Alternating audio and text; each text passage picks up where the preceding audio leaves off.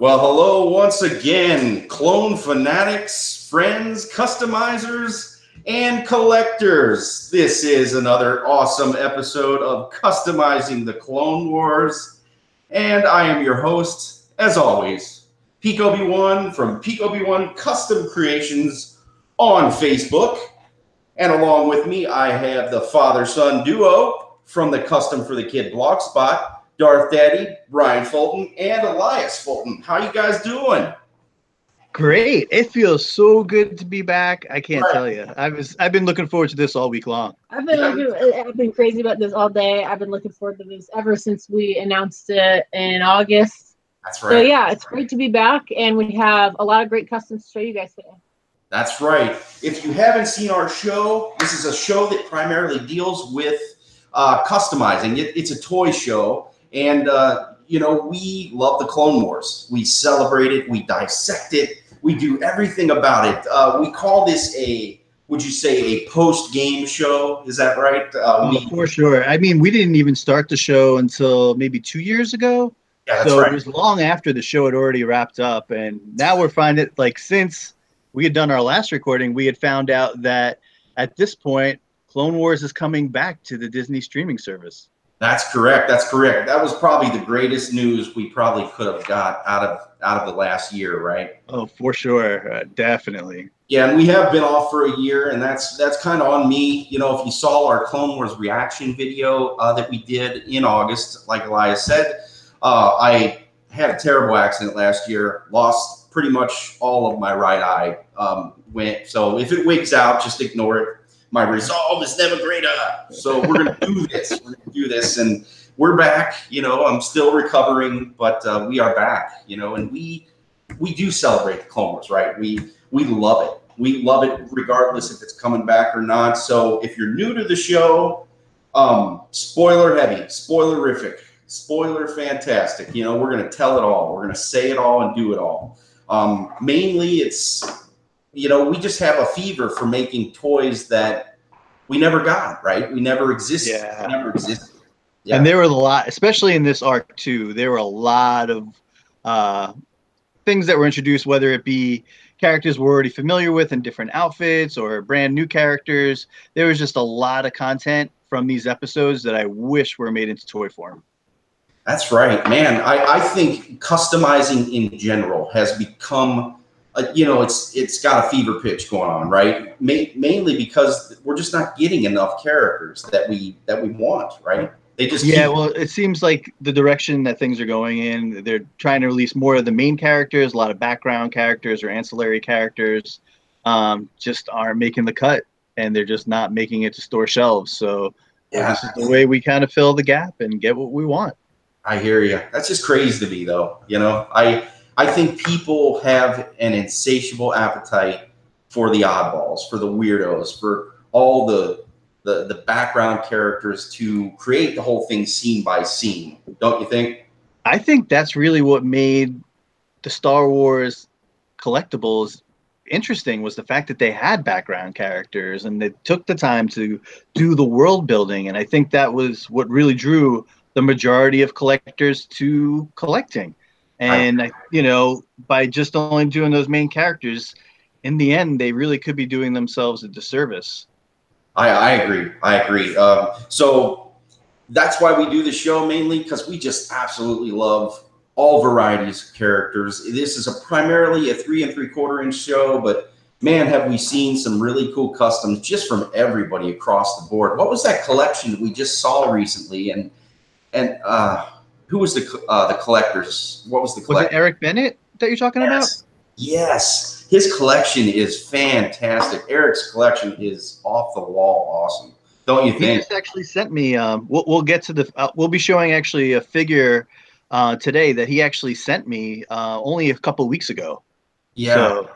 So we actually showed it in our previous episode. That we had, episode 59. But since we actually had that episode, I actually have that figure in my possession now. Yeah, this is, I'm glad you bring that up. This is episode 60, and we are right in the kind of the middle to the front to the middle of the 4th season, right? right? Yeah, I think this particular arc, there was 3 episodes. A year ago, we covered the first episode from that arc, and That's tonight right. we're gonna do the following 2 episodes. Yeah, that one was called Kidnapped. It Yep. was episode 11, season 4, and it was basically the Zygerians came in, or I should say the Zygerians came in. They have that little accent. I love it. The Coyote people, right? Yep.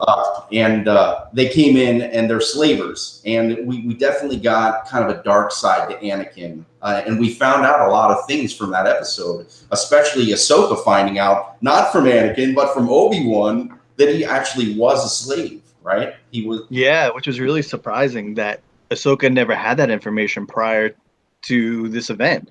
Yeah. And what I liked about this, like Dave Filoni said, one purpose out of many of doing the Clone Wars show was to illustrate how Anakin and Padme didn't have that fairy tale romance, that they had issues, they had problems. And, in this episode, it's heavily implied that when Anakin was undercover, that he had some type of a romantic relationship with the Zygerian Queen Mirage. Yeah, Mirage. And they were pretty cozy. So there are hints there of infidelity, which did you get that out of it? I did a little bit. His magnetic charm. Is that what he said? Is that and it almost seemed like when he introduced that idea to Obi-Wan Kenobi that it wasn't the first time that he's had to pull that trick out. Yeah. Well, we'll see as future episodes come out that the Jedi do pretty much anything they can to just get their way, or kind of they'll do anything. They'll kill each other or fake a death or something like that. We have another episode coming up where they get into that very thing. So maybe even lying, their deception, it comes with the territory, and it's furthering that process of them falling apart. I have this little recording that I wanted to share. Hopefully you can hear it, but it's Queen Mirage. It's the queen. It's the main character, who the bad guy, if you will, and she has the whole Jedi principle down way before Barriss does. But if you can hear this, listen to this. It's really interesting. Listen. Others we have forced into submission, for they have forsaken their ideas to serve a corrupt Senate. Every Jedi has become a slave to the Republic. The Jedi Order is weak, and we will help break it. Isn't that interesting? Yeah. Yeah. I mean, it just shows that Barriss was the only one who started viewing the Jedi that way, and it was turning more into a public opinion. Mm-hmm, mm-hmm. Yeah, you had all these separatists, and they're like, oh, the Jedi aren't so tough and whatnot, and it was just getting bad. It was getting worse and worse for the Jedi as we went along. So I guess let's get started on this episode, shall we? Yeah, that sounds great. We're doing 2 episodes. We're doing both the episodes to finish out the arc. So the first one is called Slaves of the Republic. And I'll read the little the episode guide that I used to read from. I will continue reading from that. It says, having defeated the Blixus Beast and the slave trader Dots Dinar, the Jedi learned that Zygerian slavers plan to sell Kuros's inhabitants into slavery. They infiltrate the planet Zygeria disguised as slavers, and Anakin wins an audience with the planet's ruler, Queen Mirage. She invites him to a slave auction where a terrible surprise awaits him. All right, very cool. And here we go with our fortune cookie. Let's get into that. And let me see here. There we go. Those who enslave others inevitably became slaves themselves. What do you think about that? It kind of, if you watch the arc to the conclusion, there's a conversation that takes place between Queen Mirage and Anakin, and basically saying that everybody answers to someone was basically the gist of what she was trying to communicate, if I'm paraphrasing. Yeah, I hear you. Yeah, that's a good way to think about it. Slavery is definitely not something that's gonna solve any problems, right? And definitely we hear Palpatine, talking about how even the Sith had slaves their whole time, throughout their reign, right? Yeah. Yeah, and this is a picture of Dots Dinar. You said you had some customs that you wanted to share. We also share customs from our friends throughout the world, and not just our customs. So you have a picture of Dots Dinar? I do. All right, I'll pull that up for you real quick. Like I said, this is from the other episode. This is from the first one, Kidnapped. Yeah, this is from Kidnapped. Yeah, if you have a picture. So this is made by an artist in California that goes by the name Sneak Pick Customs. Yeah. Great artist. Great artist. Oh, there we go. Nice. So it looks like he used some G.I. Joe parts to make this guy. Yeah. But, yeah. That's I great. don't have the recipe, unfortunately. Oh, that's all right. We have quite a few customs to go. We'll share a couple more of his a little bit later on in the episode. But that's really great. I would love to, maybe even get him on one time and, just kind of pick his brain. I talked to him about that, and he's kind of shy. And he said we could use any of his customs in the future. We have open access to anything that he's made to share in our show. Nice. But he's a little too shy to hop on with us. That's fine. Understandable. I know how that goes. Man. Oh, yeah. I still get shy, and I'm on the show all the time. A little stage fright, right? Oh, yeah. Anxious, whatnot. So here they are. Thanks for sharing that. That's really awesome. Really awesome. But here we are. We're going to the Zygerian planet, to meet up. And here is my first custom of the night. I thought I'd share my Anakin, or I should say Lars Quell. Interesting. He called himself Lars. Like Lars. Isn't it? Yeah, it is. That was nice. I picked up on that the first time we watched, and I was like, did he get that from his stepbrother Lars? I wonder because I didn't pick up on it until yesterday. I swear. Because honestly, I didn't pick up on it until you guys just started talking about it this second. I noticed it the first time I saw the episode. Yeah.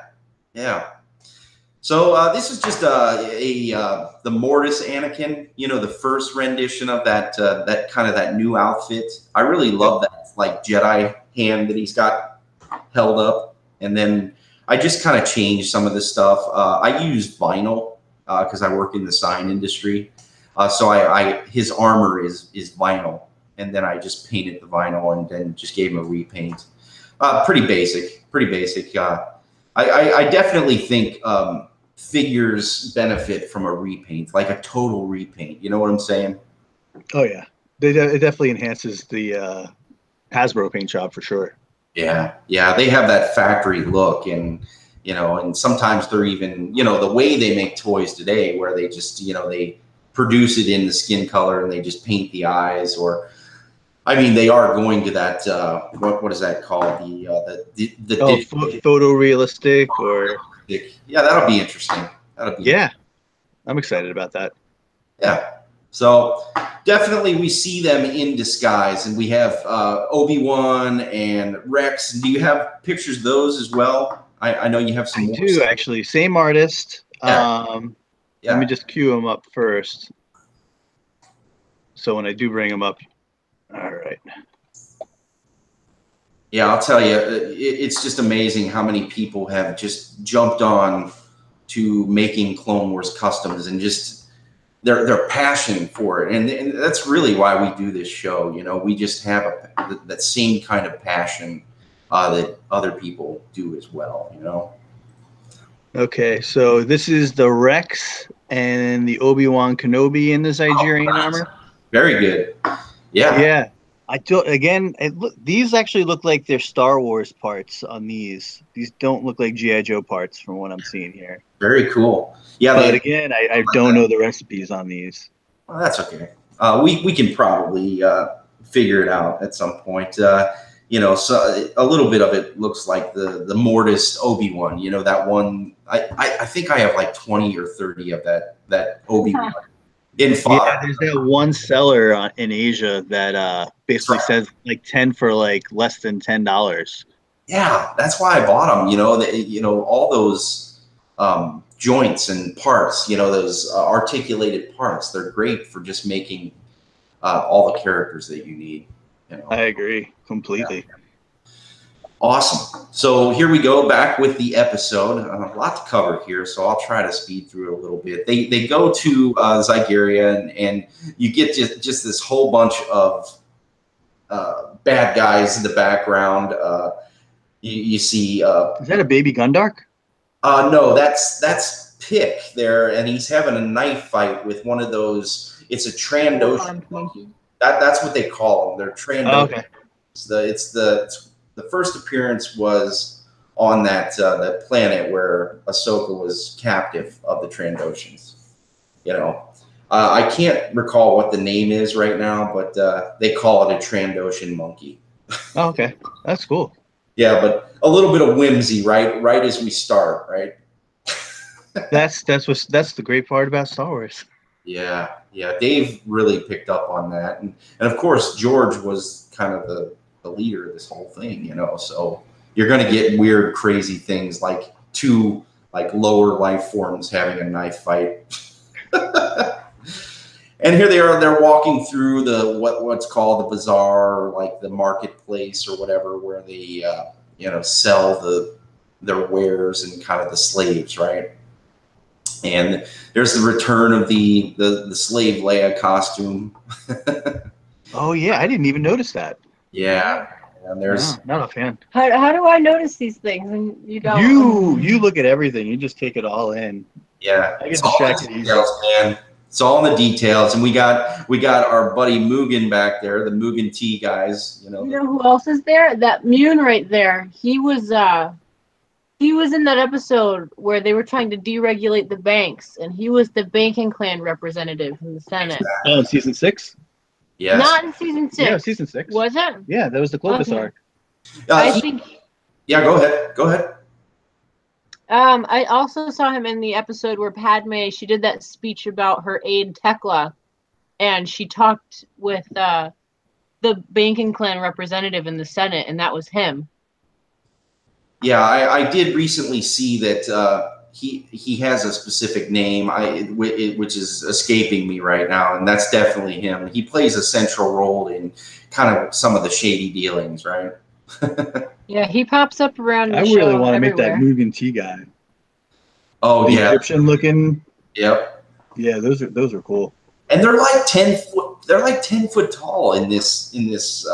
Yeah, they're huge. I don't know what I would use as a base figure. Maybe one of those Avatar figures that they put out years ago. Mm-hmm. Mm-hmm.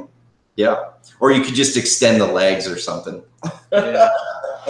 Okay, so we're going to get into your first custom of the night, and or Elias's custom. Yeah, I don't have anything to share tonight, unfortunately. Yeah, this is the big it's all he did all the work on this arc. Yeah, so we're going to kind of go over. We're going to kind of give you a play-by-play, kind of a custom recipe, if you will, of what this character consists of. So if you want to pull up your pictures, just kind of explain kind of the process. What figures did you use? How did you go about doing it? And yeah, we'll start with that. Right. Just pull up the picture real quick. Okay, here we go. The first time ever. Yeah, this is you're getting the official reveal here. I did a couple work in progress pictures on Instagram, but it still had a ways to go. And the nice thing is we threw in a little treat as far as accessories go, so be prepared. Yeah. Nice. There we go. Queen Mirage. And what looks like, what is that character called? That Convor. A Convor, right? Yes.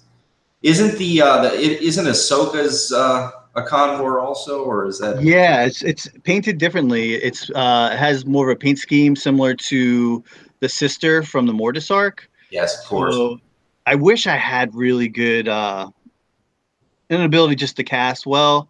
Here, I mean, I do pour casts with like as far as molding and casting here, and I don't have any gas chambers. I don't have pressure pots, and this is something I would love to make multiples of if I could, and just mold it and cast it. But unfortunately, due to just the limited facilities I have here and just not having the right tools for the job, I don't think it's something that we can mold and cast here at home.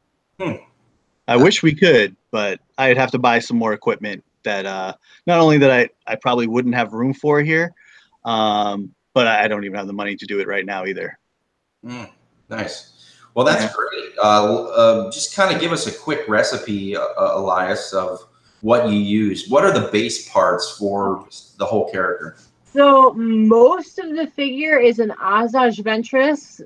The hands are from an Orasing, a Clone Wars Orasing, and the knees down is a Shakti, also Clone Wars.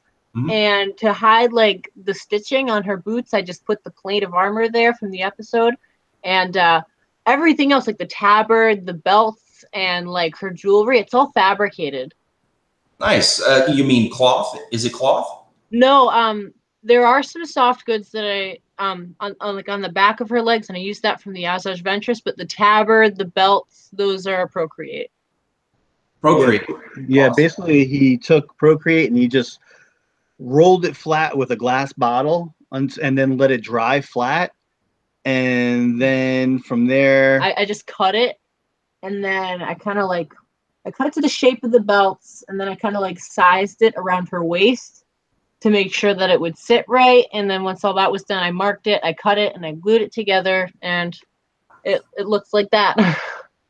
Yeah, I really dig Procreate. It is one of the kind of materials that we use these days to sculpt and add to the pieces of the character. I'm guessing the ears of her head were also Procreate. Yeah, that's also Procreate. Everything on her is Procreate. I don't think I really used anything other than Procreate. No, you did use Aves on the thighs. Yeah, I used Aves because Asajj Ventress, I don't know if you knew this, but her thighs are all bandages, so I used Aves to smooth it out and get rid of all the creases. And Aves is what is that? If somebody it's like this Aves fix-it sculpt, and you just mix two parts together, and it's a great medium. It's a little brittle when it dries, but it's easy to like smooth with water, and it's very soft. Yeah, I was explaining the other day what Procreate is. It's similar to green stuff. You know, you mix two pieces, two-part epoxies together and kind of make one thing that hardens, but they all have different consistencies. Like the work time with Procreate is definitely way shorter compared to like green stuff compared to what was the other one? Fix It. You can work on for quite a while, wouldn't you say? Yeah, I think Fix It. I think the cure time is 4 hours. Procreate could be 3 to 4. I mean, not 3. Green stuff could be 3 to 4 hours, and Procreate's about 2 hours. Nice. And what kind of paints did you use for these? For the paint, I used Citadel for like the greens and all the colors of her face. And for her face, I did use a Citadel. I used Fair Skin, and I mixed that with a Formula P3 paint. So I used Formula P3, I used Citadel, and I used Reaper paint. Yeah, and you do you just mix it kind of with water, or do you No, I don't thin it usually. I don't thin my paints usually. I just work with them straight. I'll mix them together to get the colors I need, and yeah. So we don't own all the colors. We have to make most of our colors. Okay, cool. Yeah, where do you guys get your materials? Where do you get like your Procreate and your Citadel paints? Do you buy them all online, or do you buy them at a store? Or? We do buy them online sometimes, but like at like those hobby shops, What was one that we usually go to? Well, it's funny. Every time we find a place that sells the Citadel paints, it ends up going out of business at some point later on down the line. When it comes to Procreate and any type of sculpting materials, I get all those online. The paints themselves, though, we've been going to like comic book shops. We've been going to different hobby shops, and we're at a point now where I can only think of maybe one hobby shop in like a couple towns over where I can get the paints, which is unfortunate. Yeah, I live in a small city myself, and I have that same problem. But I am fortunate to live near a store that it's like one of those gaming stores, you know, the little miniatures and whatnot. And this is what a Citadel paint looks like. This is my orange. I use it as well. I think it is the best paint because it has that flat finish, you know. You definitely don't want to use glossy paint on like a face or something like that. Just a tip for you guys, you know. I mean, you can do whatever you want, but you know, I would say these are great paints mainly because they're so flat. You know, they're so flat in their base. You know what I'm saying? Yeah. The only complaint I have about Citadels is they dry out way too quickly. Yeah, you run into that too. You know, it doesn't help when I have a ceiling fan overhead. You know, so we meet this girl. Thanks for sharing that. That was awesome. Such a great custom. The whip handle looked really good too. You know, thanks. Really. Actually, I can tell you about the whip handle, and we didn't make that completely out of Procreate. We our hairbrush, one of the little bristles on our hairbrush actually fell out, and we found it on the floor. And it matched just like the base shape of the whip so perfectly. Interesting. So we took that and we sculpted onto that with Procreate. So yeah, the whip handle is a brush bristle for your hair. Yeah, I found it on the bathroom floor, and at first I thought it was like something that migrated from either the kitchen where we were working on customs, or maybe from Elias's bedroom and like laundry or something. And I'm like, oh man, how am I ever going to figure out what this thing, what this thing goes to? And then I realized it was from the brush bristle, and I was like, oh, this is perfect. And I kind of set it aside, and then Elias modified it, and yeah, Way to what we have now. Way to MacGyver it. Jeez. That's awesome. Very good. Very good. That's an incredible custom, man. Good job on that. Well, here is my next custom. I thought I'd share. My next one is Slave Ahsoka. Oh boy, and what a figure, right? Oh God, yeah. Gosh, so much detail. You're going to share yours also, but and one of the reasons I want to share and we both want to share is we want to emphasize that you can really do it any way as long as you achieve your goal. You know, I mean, my figure is definitely different than your figure for sure. Yeah. What parts did you use for yours? Mine's just a basic Ahsoka, but the arms I want to say are what were the arms? I don't remember what the arms are. I believe I used obviously a different hinge, a different hinge joint, you know, because the Ahsoka that originally came out didn't have hinge joints for the elbows, right? Yeah, she had the swivel from the glove down. Those are a shock T. Those are shock T arms. That's what they are. And then that's with a basic Ahsoka body that was the astronaut version, you know, in the space suit. Yep. And what I did is I just grinded it down to make her look bare, you know, make her look naked basically. and then apply the clothing, you know, which is just rubbery parts. I mainly did that. I thought about doing cloth, but I thought I'd do rubbery parts instead, just so it looked a little bit more like it was going straight down. I didn't want to apply that graphic on there. And I see there the knee looks like it needs a little work, but mostly all the decorative stuff it's all Procreate, just like you guys did. You know, just kind of laid down a flat piece of Procreate and like if you look there, these little things, these little circles here, I call them coins. Basically what I do is I'll roll out a piece of Procreate into a coil, and then I'll slice it like a salami or like a tomato, right? And I make basically coins. Oh, that's a little different than how I do it. Well, Yeah. when I made the beats for her, I took Procreate and I just kind of like rolled it into like a ball, like a really, really tiny ball, like one that if you breathe too hard, it would go missing. Like a real tiny ball. And then I would just like kind of lay it there and it just stuck. And I was like, okay, good. This one's stuck. Sometimes they don't and you have to redo it. And overall, I'm really happy with the product I got in the end. Yeah, me too. Me too. I feel like I achieved the goal at what I wanted. You know, I think the little jewels could have been a little bit brighter, but I'm happy overall how she looked, how she turned out. Turned out great. I would say she was definitely one of those characters. Like that was definitely one of the appearances of Ahsoka that I think everybody wished we got as an action figure.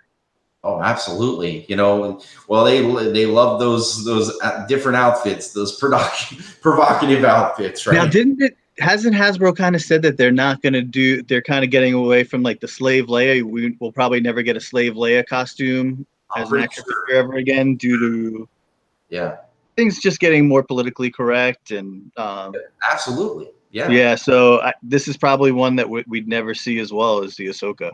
Yeah, I once talked to this is kind of off subject, but you know, the things that they don't really talk about anymore. I once talked to a Marvel artist, and he was telling me, what don't you see anymore in Marvel comics? And I'm like, I'm not sure. And he's like, people smoking. You don't ever see anybody smoking. You don't see Gambit. You don't see Wolverine. You don't see any of those classic smokers smoking in comic books because they're big against. Obviously, they're big against smoking and whatnot, but I think the provocative outfits, the crazy outfits and whatnot, they're definitely on the outs too. I think even the concept art for this Ahsoka was pretty racy. You know, yeah, I agree. Pretty racy for sure, and you know, it was just. I think her outfit was even different at one point. This came from a comic originally. You know, this whole arc was originally from the Clone Wars comic book. Did you know that? Yeah, it actually. I'm trying to think. Isn't it like when they first? We actually have all the comics over here in the room. They're actually over in the corner there. I actually have the whole Clone Wars series for the comics. I would say that when they remade her outfit for this episode, they definitely made it a lot less racy than it was in the comics. Yeah, absolutely. Yeah, they did tone it down. Like like. From an outside perspective, looking at the show, that's like a little like revealing, but like if you compare this to the comic book version, this is like it's nothing like it was in the comic. It was like real skimpy, and they really changed that. Henry Gilroy was the one who wrote that. He ended up writing episodes for Rebels. He ended up writing episodes for the Clone Wars. So he went from the comics to actually working on the show itself. Yeah, awesome. And this episode in itself, you know, I did not express already that it is super dark. This episode is pretty dark, you know, and the next episode is too. There's all kinds of crazy things going on, death and just a lot of death, right? Oh yeah, there was situations where Obi-Wan Kenobi had been enslaved because he had ended up getting captured, and they ended up discovering that he was there. He was imprisoned, he was enslaved, and anytime he had tried to better the situation for the people there, instead of punishing Obi-Wan Kenobi, they would punish the other slaves. Yeah, I know. Basically make him submit and, you know, they'd make him comply. Make him sad. They were trying to break his will, is what she says, you know. And you get all kinds of crazy people up in this show, you know, and they find the next guy, the next custom that we're going to share from Sneak Peek, right? And while Anakin is trying to distract this lady with his magnetic charm, which he actually pulls off really well, because she falls for him pretty quick, don't you think? Oh yeah, for sure. I mean, she was like, I remember they were flying at some kind of winged creature, and he was flying, and she was riding behind, and Yep. she had her arms around him. She started nuzzling her cheek into his back. I mean, Yep. they were pretty cozy together. Yeah, I got a picture of that. It's coming up at some point. But do you have a picture of Rashti? This is I do. the Togruta ambassador or senator, and they are Ahsoka's people, actually, from Kyros. Okay, so here he is here. Yeah, that's cool. So this is Governor Rashti. So yeah, he was the governor. Actually, we've showed this figure last year, and I guess I probably said it early in the show. Eric Bennett, who we mentioned having this really incredible custom action figure collection from the Clone Wars. I guess he said he had purchased some kind of a lot from another collector, where he ended up getting a bunch of these Clone Wars customs from Sneak Pick Customs. This is a Sneak Pick custom as well. And I guess when he bought the lot, he had already commissioned a Governor Rashti from Sneak Pick. And in this lot that he bought, there was a second Governor Rashti figure in there. So he knew that we had been longtime Clone Wars collectors. And he was like, you know, I wanted to give this Governor Rashti figure a proper home. And I know that you guys are big collectors, and I think your house would be like the perfect place to send it. And couldn't thank him enough. I mean, it's a great looking figure. Yeah, really is. The paint strokes are really nice and everything. Really great figure. Yeah, very cool. Thanks for sharing that. No problem. And here we are jumping right back into it. After they rescue him, of course, Obi-Wan and Rashti get caught again. And here's Anakin, and he actually even saves Queen Mirage from being all killed almost. And like I said, this is really dark. This girl doesn't even want to go back and be processed. She jumps off the building. She jumps off the building. Yeah, I was surprised that they showed, so many people have labeled this show as a kid's show, and I think this is a perfect example of how it really wasn't a kid's show. There was some really dark themes, and didn't they show her at the bottom of they showed her on the ground, like they did, deceased. Yeah, they did. I mean, this is getting dark. And one thing that's really cool, not to go off on a tangent yet again, I do that all the time.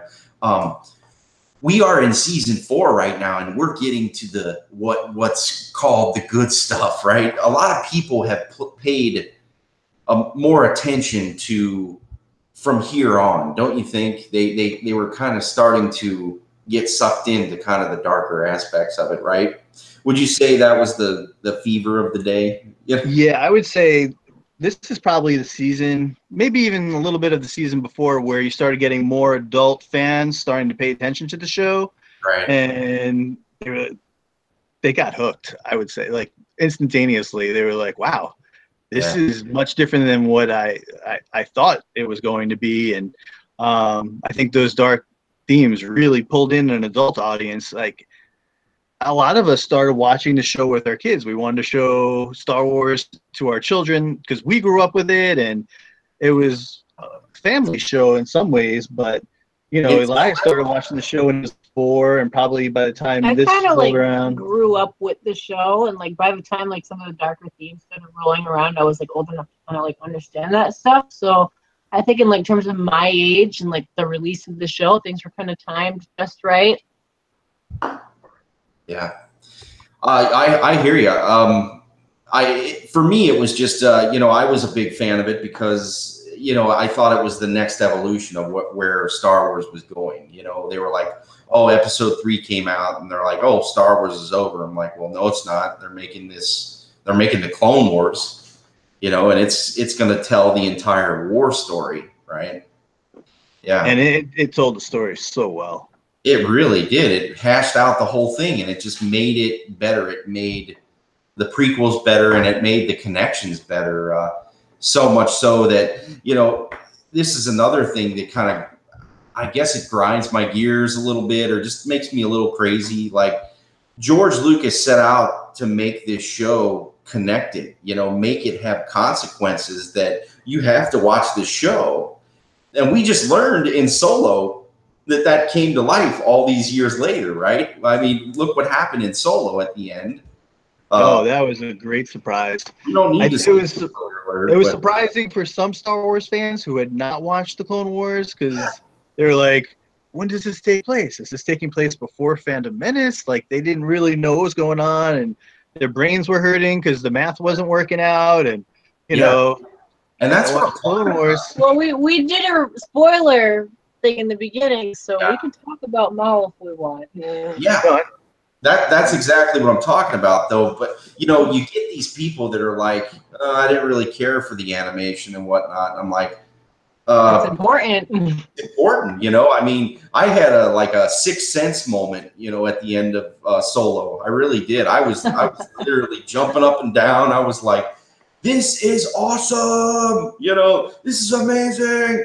You know, it was awesome. I've already watched Solo 7 times this week alone. That's cool. It's a great. Most of them weren't once a day. Like, it was like 2 or 3 times a day. Yeah. Like, he did it like all in like 3 days. He watched 7 times. Yeah, but it makes sense. I mean, the timing of it all. You know, if you keep with the history, it's not just there's a movie canon and an animated canon. That's not how it is. You know, I mean, there's canon. You know, rant over, moving right along. You know, I just think it's essential. This Clone Wars is essential. Rebels is essential. That's not to say that Disney might be moving in a direction where they do animated shows that may not have consequences. You know, it seems like the new Resistance show, from what I just saw in that Aces introducing the pilots, it does seem as though they are still going to try and keep things canon. They're just trying to expand the story from that time period. So it seems like they're still on course with what they've done previously.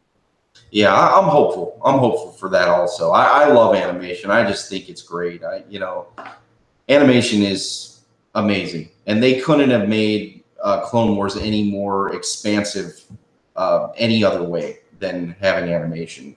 If it were live action, it would have been like 10 episodes, and that would have been the end of it.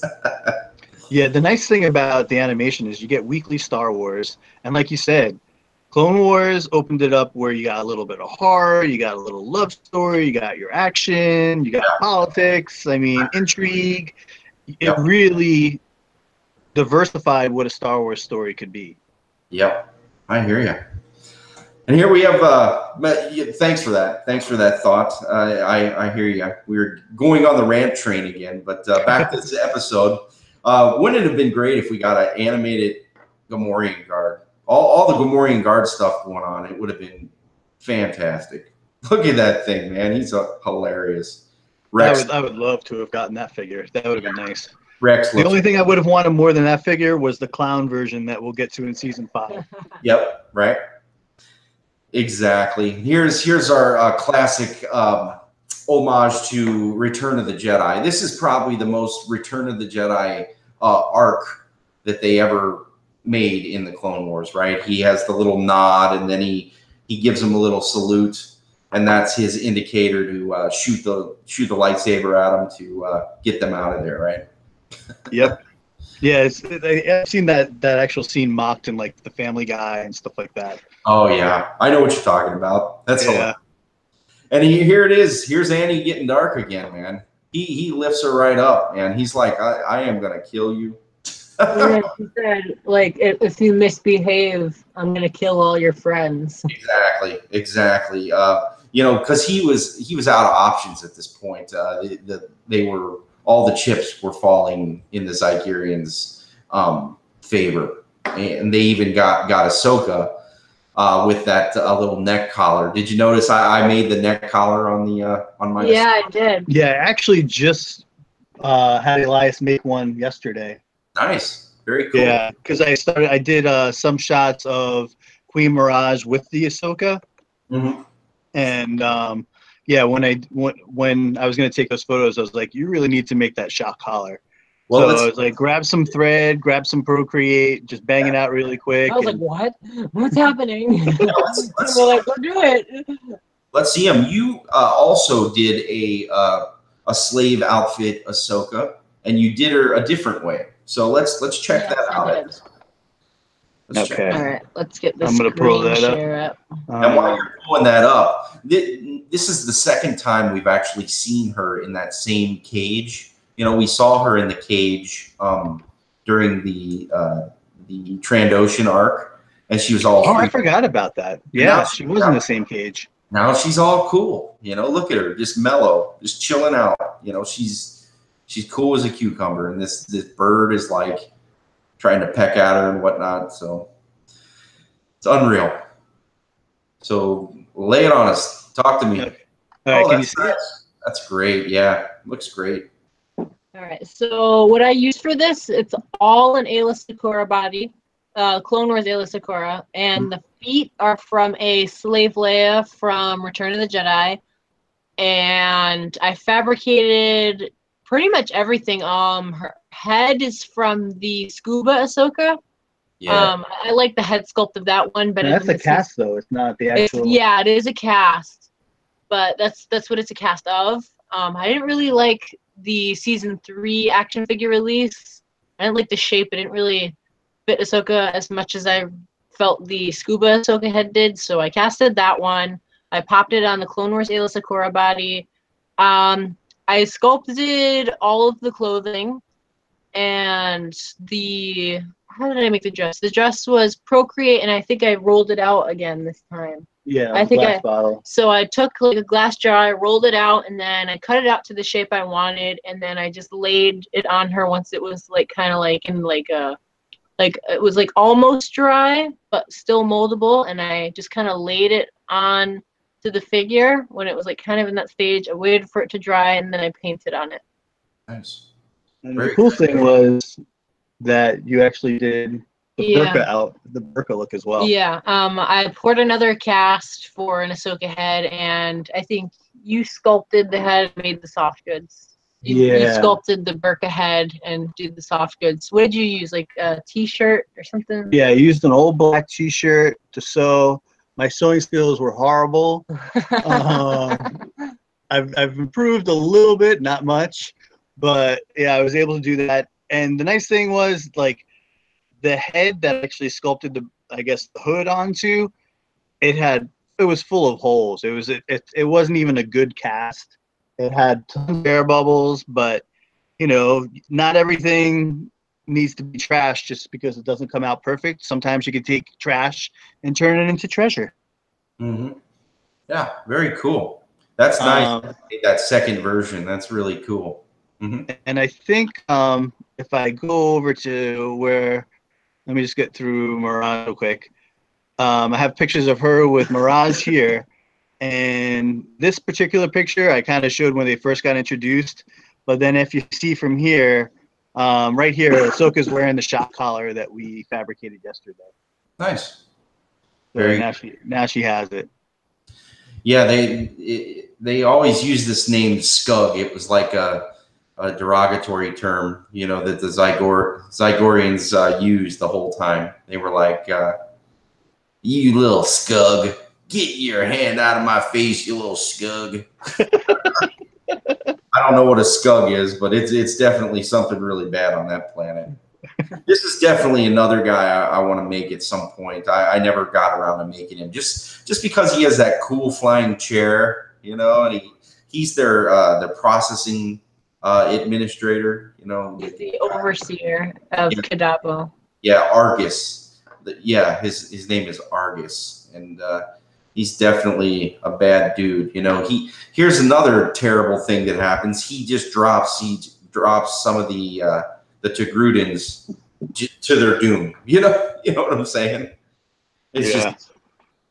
Yeah, and here's another picture, of course, of her, you know, falling for him. You know, she is falling for him. She's attracted to power. You know, she definitely. That's why she's trying to deal with Dooku. She's attracted to this power, to Anakin's power. You know, I guess maybe they had a better empire at one point in time, and she's just trying to get back to it. You know what I'm saying? Yeah, there's something on Wikipedia. I guess that slave empire was put to an end by the Jedi Order during the Old Republic times. Oh, okay. Very good. Very good. Yeah, so they certainly have the Jedi's number. You know, they don't like them and whatnot. It's crazy that she fell for him so quickly. I wonder what he said in her ear, you know? Ooh, Ahsoka definitely shot some looks. She was like, what is going on over there? I don't think what he said was kid-friendly. I think that's why they kept it quiet and impossible to understand. Right, right. So at the end of this episode, she just basically says, you should be with me, you know, your loyalty should be with me, and, you know, forget the Jedi, forget your friends and everything, and you should just stay with me here on Zygeria, and, or whatever the planet is called. I'm sorry, it's escaping me right now. Zygeria. Okay, yeah. So that's the end of that episode, and we'll just roll right into the next one just for the sake of time. It is Escape from Kadavo. It's Count Dooku arrives on Zygeria to take Anakin captive and confront Queen Mirage about her growing alliance with the Jedi. Anakin escapes to rescue Ahsoka, but Dooku orders an execution of Obi-Wan and Captain Rex. They have been imprisoned in a slave facility along with the lost colonist from Kiros on Queen Mirage's orders. Whoa. And the Easter egg says, great hope can come from small sacrifices. What do you think about that? Still with me? Oh, yeah, we're here. I was like, throw it to this guy. Let him answer. I don't know. I don't really understand that all too well. Yeah, I really don't either. Small sacrifices, you know. Great hope can come from small sacrifices. I guess. Who sacrificed? Well, I guess. There was a lot of things sacrificed. People, yeah. Everybody. Yeah. Maybe it was the capture of Obi-Wan. Maybe him. Yeah, he did have to. He had to survive torture, and yeah, he definitely had a slave's life when he was a slave. Right, and here is the whole mine scene, and this brings us to our Easter egg. Did you notice the weird scream in the background? It's not the Wilhelm scream, but do you know where that scream had come from? Prior to me telling you right before the show. No, I wouldn't have, because I never noticed. But yeah, Temple of Doom. You had mentioned. Yeah, that's I right. didn't know that it was from Temple of Doom, but I know that scream. Like, have you really seen Temple of Doom? Yeah, you showed me all the Indiana Jones. You made me. It was important. I went to school for archaeology because of Indiana Jones. So. Yeah, so here I'll play a little snippet. Hopefully you can hear it in the background. I have it a couple times. It's that really high-pitched scream, if you can hear it. I think they play it like 3 times. Yeah, they do. They do. Here goes. No, wait a minute. Sorry. Wrong one. Let's try again. Keep away from me. Jedi only make things worse.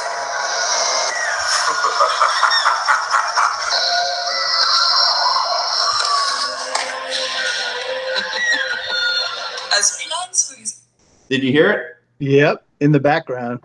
Yeah, so that's crazy. I mean, it's very similar to what they did with like Rebels, where they had kind of similar music tropes. They also would put sounds that they used in other movies, and that's definitely from the mines of the Temple of Doom, you know, where all the little kids were, and he was saving them, and they put that little recording in the background. Did you hear they retired the Wilhelm scream? No. When did they do that? Well, I think Rebel Force Radio was talking about it. They were talking with Matt Wood, and he said that they produced some kind of new scream that they're going to be using going forward. Wow. And I guess it was in Solo. So it was either when the patrol trooper flies off of his Oh, the bike in the Corellia chase? Or it was right after when they kind of like almost crash into some people and they go, "Hey!" or something like that. There's some kind Well, of I guess I'm watching it 8 times this week. exactly. Listen for those screams because some of these old sounds. I think they had said that he only just uttered it a little bit. I guess we weren't supposed to know, but I think they might be getting rid of the Wilhelm scream, which is a bummer. These familiar noises. It's always great to have them in there. But I picked up on that, and that was the Easter egg. So we will move on. And we see Dooku here. Do you notice anything interesting about Dooku in this episode? I like that they have his droid to the left of him. The one that they released in that, what was the Build-A-Droid collection? The last one? Yeah. That was an amazing one. Yeah, it was that he doesn't have a cape in this episode. He's not wearing a cape. Nice. No, he's just wearing a suit. And here's that picture I was talking about where he's losing hope, Yeah, he has that look of despair on him right now. Yeah, but I don't think he would lose hope or whatever, but he's way stronger than that, for sure. Here's a picture of Anakin, of course. We see him get in there to just try to, kick Dooku's butt. Yeah, he doesn't look so good. Did you see that video that I had posted on my Facebook profile of all the times that Anakin has been electrocuted in this show? I was blown away. I never noticed till they strung them all together, but man, did he get electrocuted. And in Attack of the Clones. Yeah. Have you seen the video that I posted yet? No. Oh, I'll show it to you. It's hilarious. Yeah, it's unreal. It became a kind of a running joke, didn't it? Running gag. Oh, for sure. Yeah. So while he's trying to take care of Dooku, he doesn't do it very well because he doesn't have his lightsaber. He uses the light whip or whatever, but it's a little bit too late for Queen Mirage, right? She actually. Yeah, I think Count Dooku choked her. Yeah, I'm pretty sure. Yeah, he definitely, definitely killed her. So. Yeah. He with her last breath, she was like, we all lose in the end, or we're all slaves in the end, or something like that. Yeah, I think it was we're all slaves in the end. No. What I thought was interesting, though, it seemed like Anakin actually had some feeling towards her because it wasn't like she was dead and he was like, whatever. He picked her up. He had her in his arms. They had that eye lock, final moment conversation, and it actually came off like Anakin actually had some type of genuine relationship with her. Yeah. How much time do you think actually passed during this arc? A week. Day or two. Well, maybe a week. Really? A day or two? I don't think it was that long. It was probably a little longer than 2 days, considering they developed such a relationship and the people that were on Kadavo were so worn down. I think it was more than 2 days. Sure. Could have been a week. Could have been something. Yeah. Just like Empire Strikes Back with the training of Luke, right? Could have been much longer than what we thought. Only an hour or something like that. And he's a Jedi. And everybody says that Rey was a Mary Sue. Yeah, right. I'm surprised. Back to the episode here. I'm surprised we didn't ever get a holographic Dooku. We see him so many times in this series that why didn't we get one? An animated version. You know what I'm saying? We got a few animated. I remember we got the animated General Grievous. Was that the only one we ever got though? Right. Mm-hmm. In hologram? Yeah. Mm-hmm. Well, we had small holograms. We had a tiny Dooku. Yeah, we had the tiny Dooku that came with Ventress. Yeah, she had on the little handheld. And there was a little Obi-Wan that came on the table. We're referring to a full-size figure. Yeah, full-size. I think Grievous is the only one we got. Right. Yeah, and I think we only see him once as a hologram Grievous, right? Or do we see him more than once? Just a bunch of times. I don't even remember. Oh, I do remember the figure was cool though, because it had swap out arms, so you could have him with 2 arms or the 4 arms. yeah, I hear you. That's a great one. That's a good one. Even though he can't stand. Oh man! And here comes the wolf pack. You know, Anakin brought the wolf pack with him. Plo Koon and his group, the wolf pack, they come in, and here we have a Warthog in his phase 2. I've yet to make this character, but I definitely want to. I just recently acquired another of this specific pilot. So I'm probably gonna make him into a Warthog. I actually have some casts, I think, of that helmet with the piping. You really? Yeah, the guy who ended up making those ARC Trooper kits, he ended up casting some of those, and it's nice because the hoses are flexible. The material that he used is a flexible, rubbery casting material. So is this person still making casts or whatever, or? That I'm not totally sure. I mean, he was at the time I had put out my video. I know he took a break for a while, and then maybe a couple months later, he said that he was making casts again, but I haven't ordered anything in a long time to know if he's still active now. Yeah, definitely. It's Camino Casting or Camino Customs is the artist though. And he might take casting commissions or something. He may. I like there somewhere in here. It's out of all the videos that we've posted, it's the one that has the most views. And I think it's called It's like ARC Trooper Kits. If you look in there, his contact information is in that video. Cool. Very cool. That would be cool if he still made some. They actually made Warthog with they came with the Y-Wing, that mini one? Yeah, the mini rigs. Yeah, but it was the phase 1 version. It was okay. The phase 1 version, and it's a really nice figure. It's the only figure I still have yet to get from the Clone Wars. He is the only one I do not have. I recently made a custom Warthog, but I don't actually have the Hasbro version. So he's like one of the only things I do not have from the Clone Wars, and it's not this one, of course. He's hard to get, isn't he, Warthog? He's hard to get. Yep. And then we got Plo Koon and his awesome droid.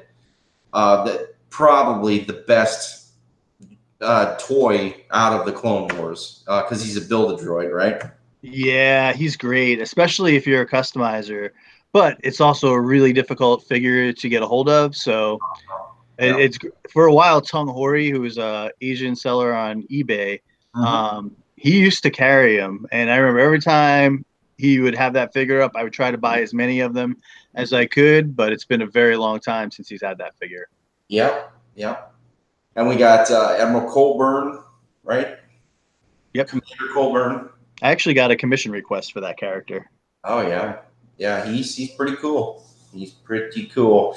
And I believe that's probably Comet and Boost back there with old Wolf, with Commando. And they actually came in a 3-pack, didn't they? That they released? No, we never got Comet. We never got Comet. Okay. What was that 3-pack that they had that came with it's Sinker and Boost. It's Sinker. Okay. All right. Yeah, but Comet is still yet to be made. I will definitely try to jump on him at some point. Probably would have been a good one for this. But they go in, and this is the best part of it. They finally get the upper hand, and Rex just javelins one of those. Yeah, and what happened was Obi-Wan, he kind of had the advantage, and he said, it's not the Jedi way to kill an unarmed man, so, like, you can't really kill me or else that soils your reputation, haha.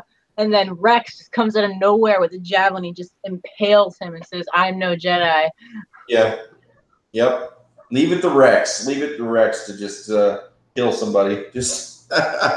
And then his chair ended up flying into a monitor, as you can see here. I really love that. That was great. It was really great. And in the end, everybody was saved, or what's left of the people of Kyros were saved, and they said, well, maybe we'll join the Republic now. That was cool to see that the Togruta, like their head shapes were all different. Not everything went, you know, usually with the Montrals, like from in the past, we'd always seen them going like kind of the way Shaak T's would or Ahsoka's would. And it was nice to see in this episode that there's variation.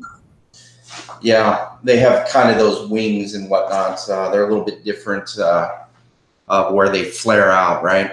I was going to make one last year, in fact, for that first episode, but obviously what happened, and I think she got shelved at some point. I have one working right now, but still a long way to go. Now, what's the name of this ship that's next to the gunship? Z95 Headhunter. There you go. Yeah. I wish they made that as a toy. That is like one of the vehicles that sadly was never made. And I have a feeling that if that sale to Disney had never happened, I bet you we would have gotten that vehicle. I bet you we would too, and we probably would have got a blue rendition of the ATTE. Oh, that would have been amazing. The Plo's Bros back there, and I actually did Plo's Bros gunship. I don't have a picture of it currently, but yeah, I did that as well. So in the end, that is those two episodes, and wow, I mean, really dark. Definitely. I think what happened in the end was Governor Rashti ended up calling Ahsoka to talk in private, and he told her that he was going to join the Republic, and that was kind of like the big part of like all of this, because in the beginning, the whole reason this thing happened was because he didn't choose to join the Republic or the Separatists, so the Separatists just came in and took them all, and that was how this whole situation got where it was.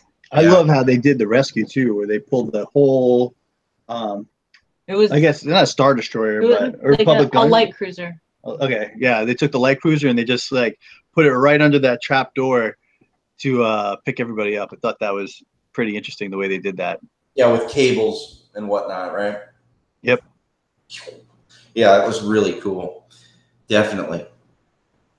That is cool. And and that was those episodes. So I guess that concludes our episode. Yeah.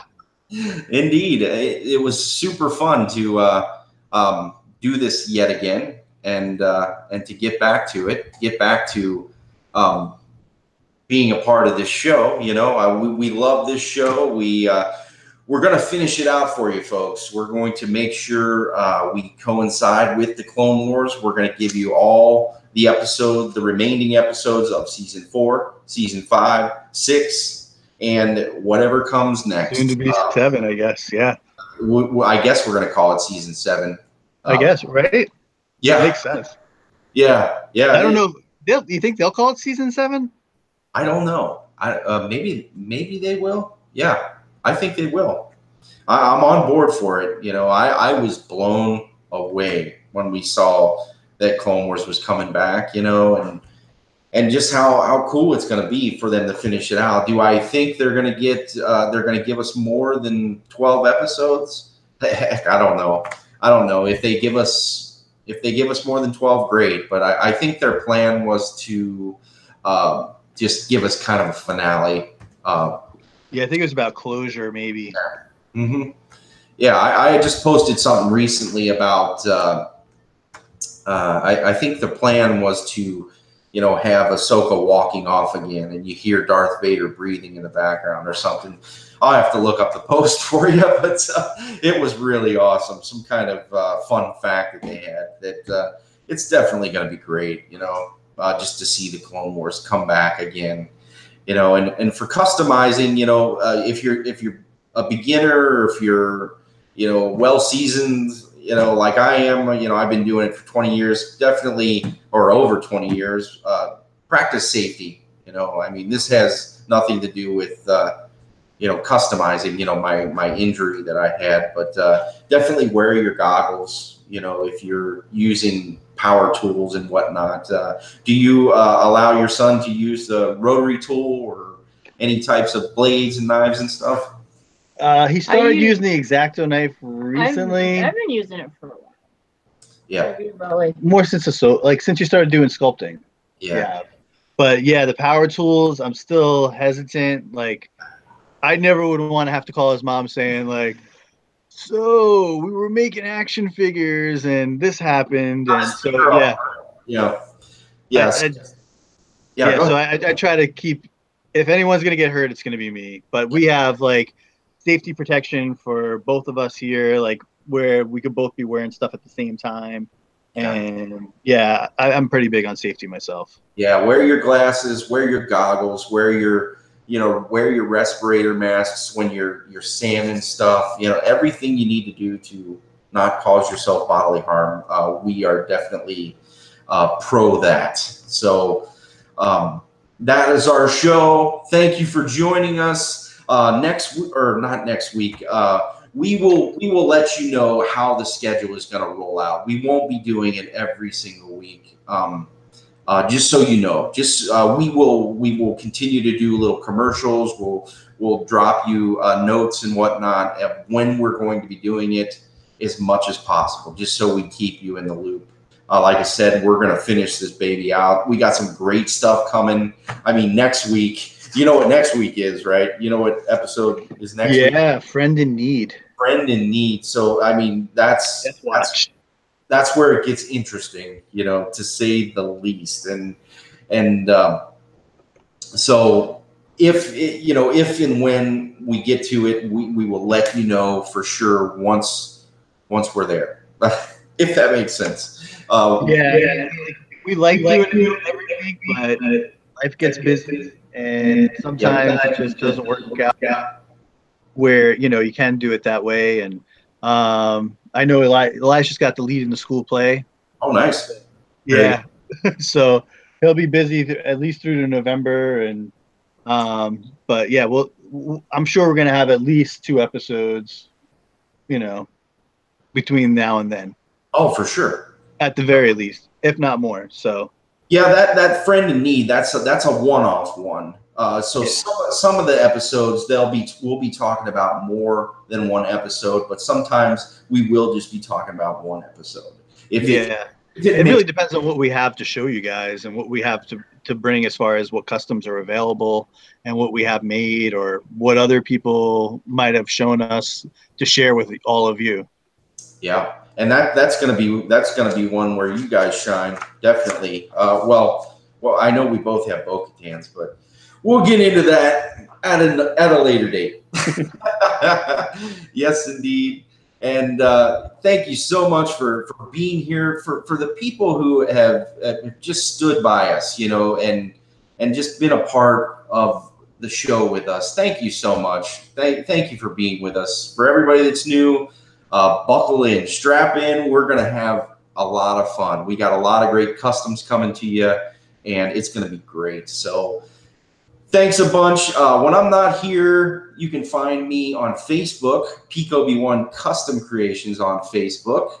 I share all my toys. I'm on Instagram, Peak-OB1 Custom Figures. Those are primary places where I share. You can find us on YouTube, of course, with your channel, right? Custom for the Kid channel. And that's where our videos are. I also post the videos on some of my pages as well. So you can check them all out there. This was episode 60. And where can we find you when you're not here? Best place to find us is over at the customsforthekid.blogspot.com. Also, you can see us right here on our YouTube channel. We also have presence on Facebook, on Tumblr, Twitter, Instagram, Google Plus, Pinterest. So yeah, it's pretty easy to find us. Very cool. Awesome. Well, until next time, thank you for joining us, and may the force be with you. Always. Take care, everybody. Bye.